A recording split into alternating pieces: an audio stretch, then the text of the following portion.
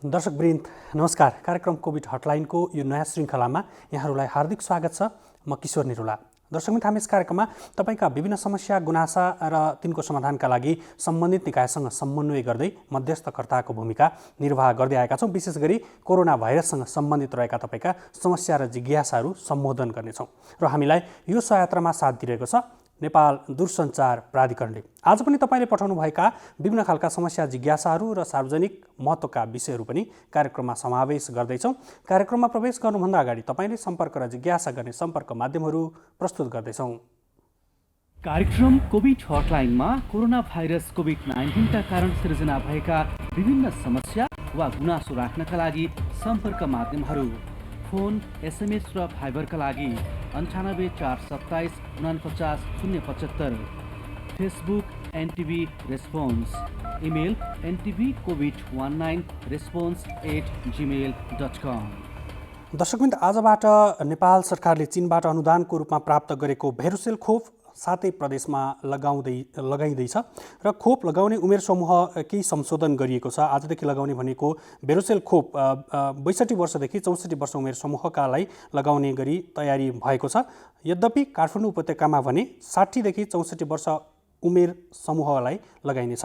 साल ट्रेडिङ कर्पोरेसनले मङ्गलबारदेखि सामान बिक्रीका लागि खोलिने आफ्ना बिक्री केन्द्रहरू बिहान 7 देखि 9 बजेसम्मलाई तोकेको छ। स्वास्थ्य तथा जनसङ्ख्या मन्त्री शेरबहादुर तामाङले कोरोना भाइरसको तेस्रो लहरमा बालबालिका बढी जोखिममा रहेको भन्ने कुराहरू सार्वजनिक भइरहँदाखेरि सातै प्रदेशमा अस्पताल बनाउने गरी निर्देशन दिनुभएको छ। सर्वोच्च अदालतले कोभिड-19 को नियन्त्रण न्यूनीकरणका लागि निषेधाज्ञाको समयमा अनलाइनबाट हुने कारोबार तथा होम डेलिभरीलाई नरोक्नको लागि अन्तरिम आदेश जारी गरेको छ। देशभर 8 वटा खोप भण्डारण केन्द्रहरू सञ्चालनमा आएका छन्। चीन सरकारले 3 वर्ष माथिका बालबालिकाका लागि कोरोना विरुद्धको खोप लगाउन अनुमति दिएको छ र त्यसै गरी केही जिज्ञासाहरू पनि आएका छन् र मुगुको एउटा गाउँपालिकामा रुगाखोकीका बिरामीहरू बढेका छन्। यो सँगै त्यहाँ स्थानीयहरू त्रसित बनेका छन्, परीक्षण गर्नको लागि पनि डराएका छन् र ग्रामीण भेगमा स्थानीयहरूलाई कोभिडसँग सम्बन्धित रहेका लक्षणहरू देखिसके पछाडि स्थानीय तहले विभिन्न खालका प्रयास त गरेको छ। यद्यपि स्थानीय नागरिकहरूबाट नै त्यो चाहिँ अलिकति अवज्ञा भएका भन्ने खालका गुनासाहरू पनि छन्। यो विषयमा कुराकानी गर्नको लागि यति बेला हाम्रो प्रत्यक्ष टेलिफोन सम्पर्कमा मुगुबाट सोरु गाउँपालिकाका अध्यक्ष लोकबहादुर शाही हुनुहुन्छ। अध्यक्षज्यू, स्वागत छ यहाँलाई कार्यक्रममा। अध्यक्षज्यू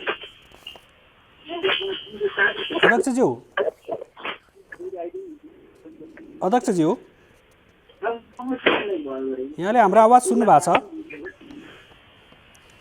दर्शकवृन्द, हामी कुराकानी गर्ने प्रयत्न गरिरहेका छौँ। मुगुमा विशेष गरी ग्रामीण भेगमा यति बेला कोरोना भाइरसको सङ्क्रमण बढ्दै गएको छ र मुगुको ग्रामीण क्षेत्रमा ज्वरो रुगाखोकीका बिरामीहरू बढ्न थालेपछि हामीलाई गुनासो प्राप्त भएको थियो। स्थानीयहरू त्रसित बनेका छन्। स्थानीय तहले परीक्षण गर्न जाँदाखेरि पनि घरमै लुक्ने अथवा घरमा नभएको बहाना गर्ने खालका समस्याहरू पनि देखिएको भनेर स्थानीय तहहरूले पनि गुनासो गरेका छन्। रिपोर्ट कोरोना भाइरसको रिपोर्ट पोजिटिभ आउँछ कि भन्ने डरले पनि त्यस्ता खालका गतिविधिहरू गरेको भन्ने खालका कुराहरू पनि छ। मुगुमा कोरोना सङ्क्रमण दर बढेपछि परीक्षण पनि हुन सकेको छैन। फेरि अर्कोतर्फ स्थानीय तहले प्रयास त गरेका छन्, तर परीक्षण किट अभावका कुराहरू पनि छन्। मुगु आफैमा पनि एउटा विकट जिल्लामा पनि पर्छ। यातायातका विषयहरू पनि त्यहाँ जोडिएका छन्।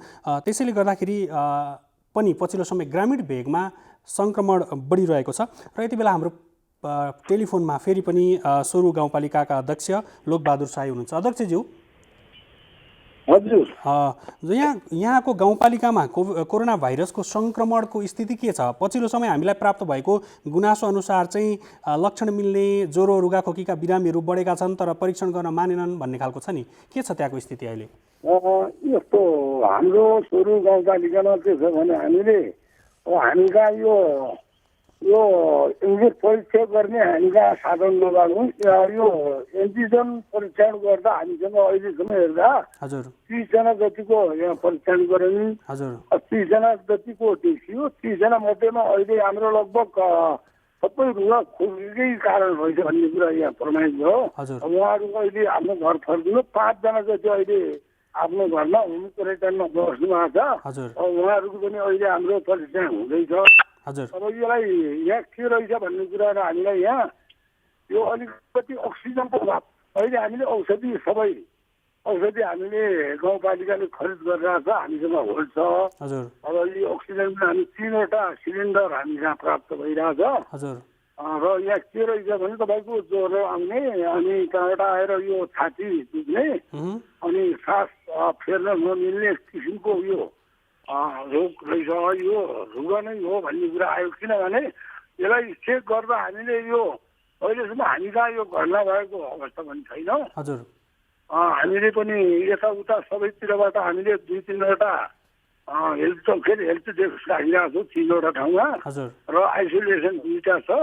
हामी जहाँ अहिलेसम्म आइसोलेसनमा बसेको मान्छे छैन हजुर र हामी अहिले जति छ होम क्वारेन्टाइनमा राख्यौँ। अहिले सबै सञ्चार भएर गइरहेको छ। हजुर जस्तो अनि यसमा अब तपाईँहरूले एन्टिजेनको कुरा गर्नुभयो अनि पिसिआरका लागि त्यहाँ किट्स अभाव भएको कुराहरू पनि आइरहेको छ। सँगसँगै अब तपाईँहरूले प्रयास गर्दा गर्दै पनि स्थानीयले फेरि परीक्षण गर्न मान्नु भएन भन्ने छ नि त। भोलि त्यहाँ परीक्षण नगर्दै गर्दा त्यतिकै छोड्दा हजुर छैन। यो पिसिआर मेसिन हामी कहाँ नभएको नि हामीले एन्टिजेन गराएका छौँ। हजुर सबैले हामी त सबै यो किट प्राप्त छ हामीसँग। हजुर तर हामीले के भने कुन ठाउँमा हाम्रो 11वटा वडा छ सोरु गाउँपालिकामा। हजुर 11 वडामा हामीले सबै स्वास्थ्य कर्मीहरू खटाइरहेका छौँ।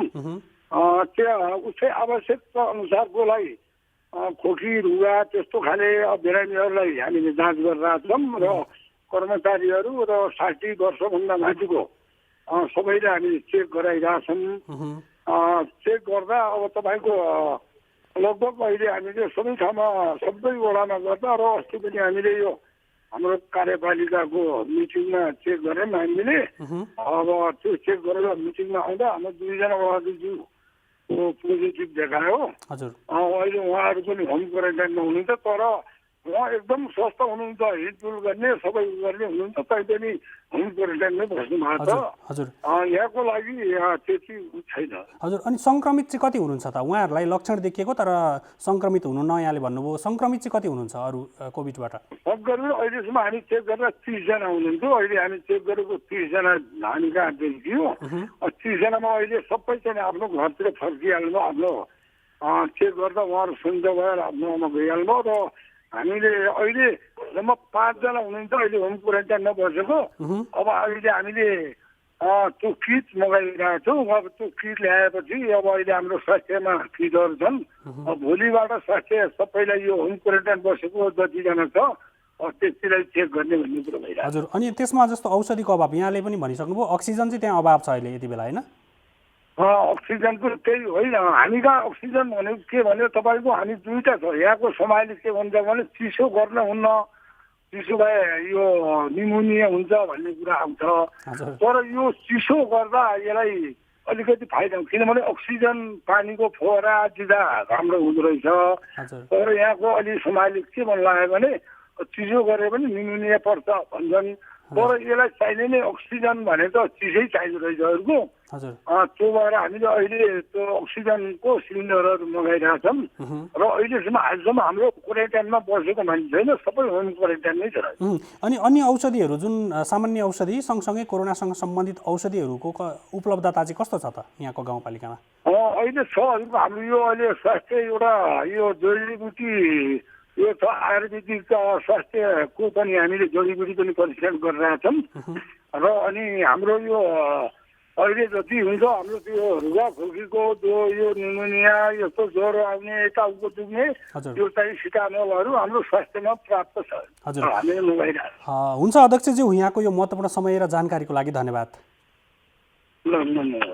दर्शकबिन्दु उहाँ हुनुहुन्थ्यो मुगबाट सोरु गाउँपालिकाका अध्यक्ष लोकबहादुर साई। विशेष गरी त्यहाँबाट हामीलाई गुनासो प्राप्त भएको थियो कि ग्रामीण भेगमा ज्वरो आउने, रुगाखोकी लाग्ने, कोरोनासँग सम्बन्धित लक्षणहरू देखिसके पछाडि गाउँलेहरूले परीक्षण गर्न मानेका छैनन्। स्थानीय तहबाट पनि त्यहाँ परीक्षण भएको छैन भन्ने खालको गुनासो प्राप्त भएपछि यो जिज्ञासा र यो गुनासोलाई सम्बोधन गर्नका निमित्त हामीले प्रयास गरेका थियौँ। अर्को विषयवस्तु रहेको छ, विशेष गरी बालबालिकाको चर्चा पछिल्लो समय अलिकति बढी भएको छ।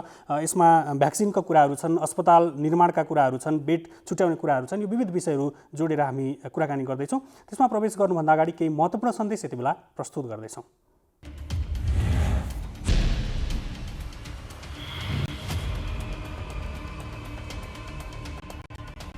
कोभिड-19 को महामारीका बेला यससँग सम्बन्धित जानकारी तथा सेवा लिनका लागि अत्यावश्यक सम्पर्क नम्बरहरू कोरोना भाइरसका बारेमा जानकारी तथा परामर्शका लागि स्वास्थ्य तथा जनसङ्ख्या मन्त्रालयको हटलाइन नम्बर 1133 र 1115। कोरोना सङ्क्रमितका लागि एम्बुलेन्स चाहिएमा 102। अक्सिजन आवश्यक परेमा सिसिएमसीको हटलाइन नम्बर 1154। सब व्यवस्थापनका लागि 1140। कोभिड-19सँग सम्बन्धित समस्याका लागि काठमाडौँ महानगरपालिकाको हटलाइन नम्बर 1180। स्वास्थ्य तथा जनसङ्ख्या मन्त्रालयमा कोरोना भाइरससँग सम्बन्धित अन्य परामर्श वा जानकारीका लागि 98 512 55 834, 98 512 55 837 र 98 512 55 839मा फोन गरेर पनि जानकारी लिन सक्नुहुन्छ।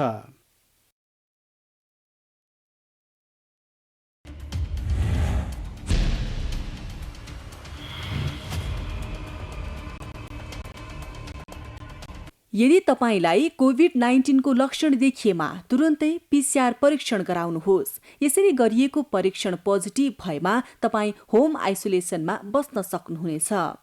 होम आइसोलेसनमा बस्दा ध्यान दिनुपर्ने कुराहरू: दिनमा 3 देखि 4 पटक अक्सिजनको मात्रा जाँच गर्ने, अक्सिजनको स्तर 92% भन्दा बढी भएमा र ज्वरो पनि देखिएमा ज्वरोको औषधि सेवन गर्ने, तर अक्सिजनको स्तर 92% भन्दा कम भएमा अनिवार्य चिकित्सकसँग परामर्श लिने। परामर्शका लागि 1133 वा 1115मा सम्पर्क गर्ने। चिकित्सकको सल्लाह बिना जथाभावी औषधि सेवन नगर्ने। पर्याप्त मात्रामा पोषिलो तथा झोलिलो खानेकुरा खाने। कोठामा बस्दा झ्याल वा भेन्टिलेसन खुल्ला राख्ने। आफूलाई सृजनात्मक काममा व्यस्त राख्ने र स्वास्थ्य कर्मीसँग नियमित परामर्श गरिरहने। दर्शकवृन्द, बालबालिकासँग सम्बन्धित रहेर कोरोना भाइरसको तेस्रो लहर आउँछ भन्ने खालका हल्लाहरू सँगसँगै यस्ता विषयहरूमा चर्चा भइरहँदाखेरि यो विषयमा स्वास्थ्य तथा जनसङ्ख्या मन्त्रालयले पनि विभिन्न खालका प्रयासहरू गरेका छन् र मन्त्रीज्यूले पनि यसमा निर्देशनहरू हिजो मात्र पनि दिनुभएको छ। अस्पतालहरूलाई 20% शय्याहरू छुट्याउनको लागि निर्देशन दिइसकिएको छ र स्थानीय तहहरूले पनि यो विषयमा विभिन्न खालका प्रयासहरू गरेका छन्। सँगसँगै कतिपय अवस्थामा अनाथ बालबालिकाहरूलाई कोरोना भाइरसको बेलामा विभिन्न खालका समस्याहरू भोगेका गुनासाहरू सँगसँगै सङ्क्रमित भएका जिज्ञासा गुनासाहरू पनि हामीलाई प्राप्त हुने गरेका छन्। बालबालिकाहरू जो विशेष गरी अपाङ्गता भएका छन् अथवा असहाय छन्, अभिभावकविहीन छन्, त्यस्ता बालबालिकाहरूको संरक्षण र सङ्क्रमणबाट कसरी बचाउन सकिन्छ अथवा कस्तो खालको प्रयासहरू भइरहेका छन् राज्यको तर्फबाट, विविध विषयमा कुराकानी गर्नको लागि यति बेला हाम्रो प्रत्यक्ष भाइबर सम्पर्कमा राष्ट्रिय बाल परिषदका कार्यकारी निर्देशक मिलन धरेल हुनुहुन्छ। स्वागत छ यहाँलाई कार्यक्रममा। हजुर, विशेष गरी अलिकति अब यहाँहरूले काम गर्ने क्षेत्र सँगसँगै पछिल्लो समय बालबालिकाको विषयमा पनि विभिन्न खालका चर्चाहरू भएका छन्। तेस्रो लहरको विषयमा पनि चर्चा भएको छ। सङ्घीय सरकारको तर्फबाट पनि विभिन्न खालका प्रयासहरू त्यसमा भएका छन्। यद्यपि यो अनाथ बालबालिका सङ्क्रमित भएका र सहारा नपाएका विषयहरूमा पनि जिज्ञासा र गुनासाहरू आउने गरेका छन्। तपाईँले यो विषयलाई चाहिँ सम्बोधन कसरी गर्दै हुनुहुन्छ अहिले? राष्ट्रिय बाल अधिकार परिषद नेपाल सरकारको बाल अधिकार संरक्षण प्रणालीको एउटा उच्च स्तरीय निकाय भएको हिसाबले हामीले यो कोभिड सङ्कटको दोस्रो लहरको सुरुवातसँगै बालबालिकाको संरक्षण र व्यवस्थापनका निम्ति विभिन्न कार्यक्रमहरूको घोषणा गऱ्यौँ।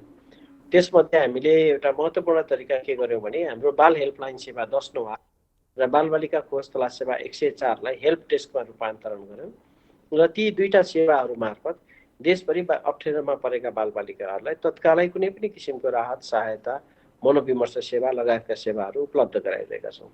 विशेष गरी यो कोभिड सङ्कटमा आर्थिक विपन्नताका कारणले गर्दा अप्ठ्यारोमा परेका बालबालिकाहरू र विभिन्न हिंसा दुर्व्यवहारको शिकार हुनु भएका बालबालिका र आमा बाबु गुमाएका बालबालिकाहरूको संरक्षण व्यवस्थापन हामीले गरिरहेका छौँ।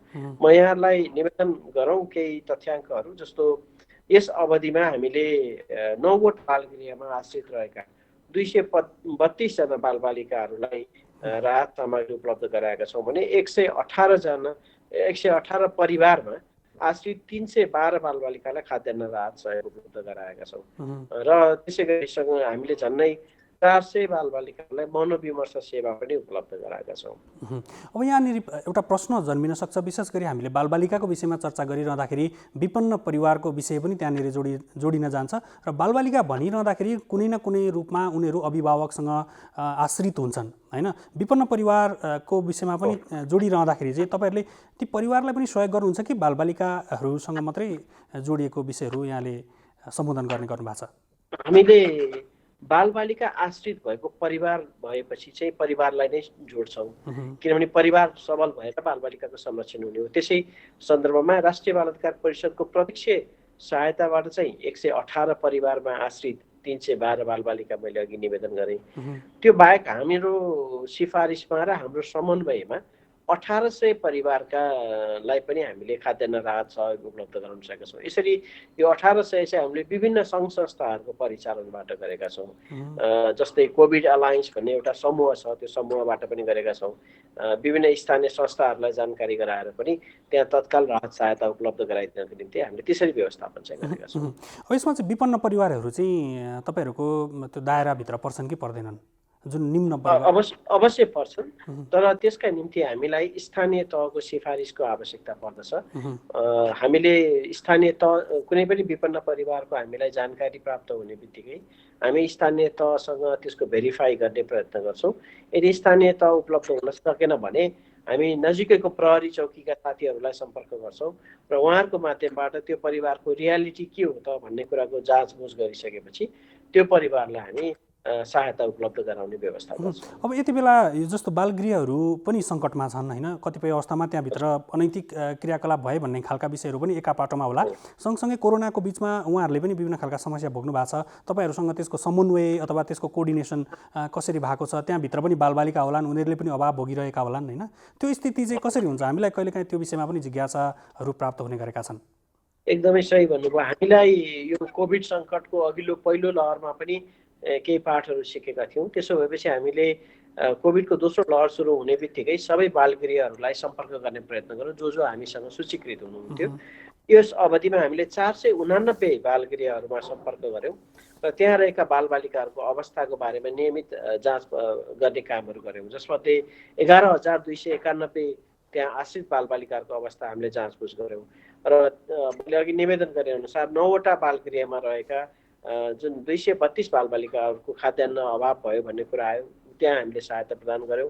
हामीले 121 बालबालिकाहरूको कोभिड परीक्षणका निम्ति सहायता प्रदान गऱ्यौँ र जुन कोभिड सङ्क्रमण भएर आइसोलेसनमा बस्नुभएका बालबालिकाहरूलाई आइसोलेसन व्यवस्थापनका निम्ति साथसाथै आइसोलेसनबाट निको भइसकेपछि गृहमा फर्किनका निम्ति पनि सहायता उपलब्ध गराएका छौँ। अनि यही अवधिमा अघि यहाँले भन्नुभयो केही बालगृहहरूमा अवैधानिक क्रियाकलापहरू भएको हामीले पाएपछि हामीले चाहिँ 4वटा बालगृहमा हामीले उद्धारका काम पनि यही अवधिमा सम्पन्न गरेका छौँ, जसबाट 44 जना बालबालिकाहरूको संरक्षण व्यवस्थापन गर्न सकेका छौँ। अब यसमा बालबालिकाको उपचारको विषय, विशेष गरी कोरोना सङ्क्रमित बालबालिकाको उपचारको विषयमा पनि प्रश्नहरू रहन्छन् र उहाँहरूको उपचारको व्यवस्थापन चाहिँ कसरी मिलाउनु भएको छ? त्यहाँ अब जस्तै कतिपय ठाउँमा देशभर नै पुग्नुपर्ने स्थिति रहला हैन, कतिपय बाहिर भ्याली बाहिर अथवा उपत्यका बाहिर भएका बालगृहहरूमा उहाँहरूको उपचारको व्यवस्था अथवा उहाँहरूलाई आइसोलेसन निर्माणको विषय त्यहाँ पनि जटिल समस्याहरू छन्।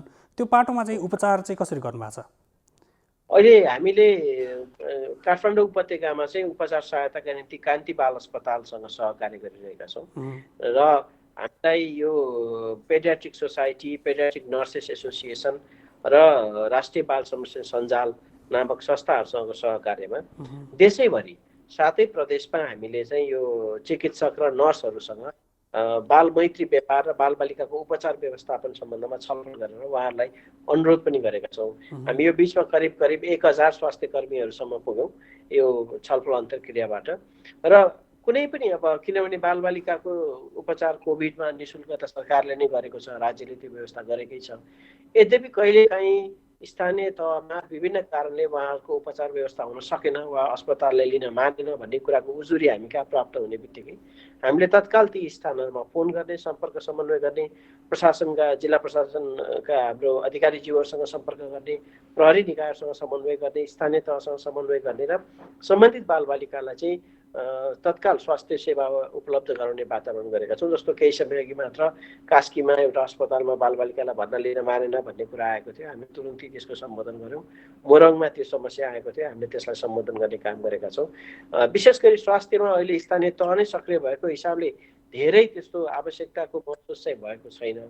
तर पनि त्यस्तो घटना यता कदा आइहाल्दाखेरि चाहिँ हामीले तत्काल सम्बोधन गर्ने गरेका छौँ। एउटा जिज्ञासा विशेष गरी अलिकति सहरी क्षेत्रमा चाहिँ उपत्यकामै भनौँ अरूसँग आश्रित भएका बालबालिकाहरू अथवा मागेर खाने खालका सामान्य परिवार एकदमै विपन्न परिवारहरू चाहिँ यति बेला सडकमा मान्छे नहुँदाखेरि त्यो खाद्यान्न अथवा उहाँहरूको दैनिकी चलाउनलाई नै अप्ठ्यारो परेको पनि देखिएको छ कतिपय अवस्थामा। त्यसलाई चाहिँ सम्बोधन गर्नको लागि केही गर्न सकिन्छ कि तपाईँहरूको प्रयास केही हुन्छ कि त्यसमा? हामीलाई यस्तो किसिमको कुनै पनि परिवार अप्ठ्यारोमा परेको हामीले सूचना पाउने बित्तिकै जस्तो यहाँ जस्तो मिडियाबाट वा विभिन्न अनलाइन माध्यमहरूबाट पनि हामी कहाँ सूचना आउने बित्तिकै हामी त्यसको भेरिफिकेसन गर्ने, जाँच पडताल गरेर सहायता उपलब्ध गराइरहेका छौँ। यद्यपि म के अनुरोध गर्न चाहन्छौँ भने सबै श्रोता यो कार्यक्रम हेर्नु साथीहरूलाई कि त्यस्तो अप्ठ्यारो परिस्थितिमा परेको कुनै पनि परिवार जहाँ बालबालिका आश्रित छन् भनेदेखि हाम्रो बाल हेल्पलाइन सेवा 1098 र बालबालिका खोजतलास सेवा 104 मा यहाँहरूले फोन गरिदिनु भयो भने हामी त्यसलाई सम्बोधन गर्ने व्यवस्था पनि हामी मिलाउँछौँ। र कतिपय कुरा जस्तो स्थानीय तहको सिफारिसहरू तत्काल उपलब्ध हुन नसक्दा पनि हामीले फोन सम्पर्क समन्वयहरू गरेर पनि त्यो व्यवस्थापनहरू मिलाइरहेका छौँ र हामी त्यसलाई सहयोग गर्छौँ। जस्तो केही समय अगाडि चितवनको ठिमुरामा चेपाङ बस्तीमा चाहिँ असाध्यै विपन्न चेपाङ परिवारहरूको खाद्यान्न अभाव भयो भन्ने त्यहाँको प्रधानाध्यापकले फेसबुकमा लेख्नुभएको आधारमा हामीले त्यहाँ भेरिफाई गऱ्यौँ र 70 घर परिवार चेपाङ बस्तीमा आश्रित बालबालिकाहरूलाई हामीले खाद्यान्न राहतको व्यवस्थापन गर्न सफल भयौँ। त्यसरी नै हामी यो तुरुन्तै कुनै पनि सूचना पाएको अवस्थामा त्यसलाई समन्वय गरेर हुन्छ वा सहकार्य गरेर हुन्छ हामी त्यो व्यवस्थापन गर्छौँ।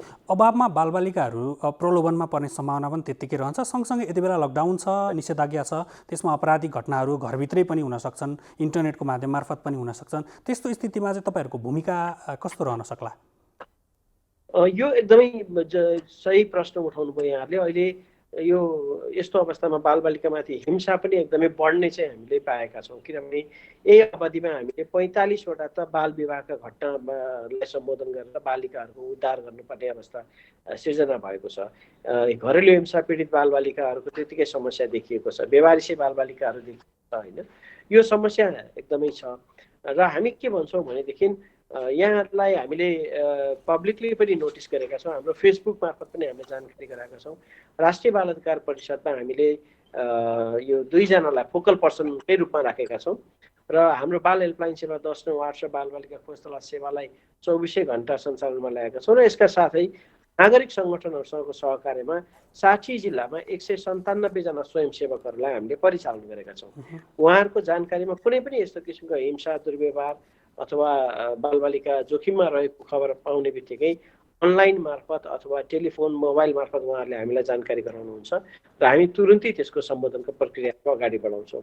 यसका साथसाथै हामीले सार्वजनिक सूचना र सन्देशका लागि हाम्रो सोसियल मिडियाहरू मार्फत फेसबुक, युट्युबहरू मार्फत चाहिँ विभिन्न सन्देशहरू, यस्ता सहायता उपलब्ध हुन सक्ने सन्देशहरू चाहिँ सार्वजनिक गरेका छौँ। हालसम्म हामीलाई अब 70,000 मान्छेले त्यो हेरिसक्नु भएको रेकर्ड हामीले पाएका छौँ।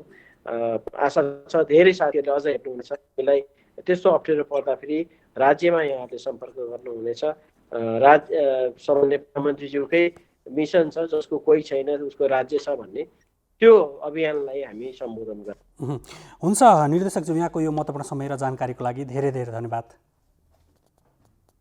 यहाँहरूलाई हामीलाई जुन बालबालिकाको संरक्षणको विषय लिएर सार्वजनिक जानकारीको यो महत्त्वपूर्ण समय उपलब्ध गराइदिनु भयो, त्यसको निम्ति परिषद हार्दिक आभार व्यक्त गर्दछ र सम्पूर्ण अभिभावकहरूमा बालबालिकाको सुरक्षा र स्वास्थ्यको ख्याल गर्नुका निम्ति पनि अनुरोध गर्दछ। धन्यवाद। दर्शकबिन्दु, उहाँ हुनुहुन्थ्यो राष्ट्रिय बाल परिषदका कार्यकारी निर्देशक मिलन धरेल। विशेष गरी लकडाउनको समयमा, निषेधाज्ञाको समयमा बालबालिकाले भोगेका विभिन्न खालका समस्या, राज्यको तर्फबाट भएका प्रयास, परिषदको तर्फबाट भएका प्रयासहरू, सँगसँगै आपराधिक घटना न्यूनीकरणका लागि भएका प्रयास, विशेष गरी खाद्यान्न अभाव भएका विपन्न परिवार र बालिका आश्रित परिवारहरूलाई कसरी सम्बोधन गर्न सकिन्छ भन्ने विषयमा हामीले कुराकानी गरेका थियौँ। आजको कार्यक्रमको निर्धारित समय सकिन लागेको छ। कार्यक्रमबाट बिदा लिनुभन्दा अगाडि तपाईँले सम्पर्क र जिज्ञासा गर्ने सम्पर्क माध्यमहरू प्रस्तुत गर्दैछौँ। कार्यक्रम कोभिड हटलाइनमा कोरोना भाइरस कोभिड-19 का कारण सृजना भएका विभिन्न समस्या वा गुनासो राख्नका लागि सम्पर्क माध्यमहरू फोन, एसएमएस र भाइबरका लागि 98 427 49 075, Facebook NTV response, email ntvcovid19response@gmail.com। दर्शकबिन तपाईँले तपाईँका समस्या जिज्ञासाहरू जुन कोरोना भाइरससँग सम्बन्धित रहेका छन् त्यसबाट सिर्जित समस्याहरू छन् ती 24 घण्टा हामीलाई यी सम्पर्क माध्यम मार्फत पठाउन सक्नुहुन्छ। हामी 24 घण्टा तल्लीन रहेका छौँ। हस्त आजको कार्यक्रमबाट हामी सबैलाई बिदा दिनुहोस्। नेपाल टेलिभिजन हेर्दै गर्नुहोला। नमस्कार।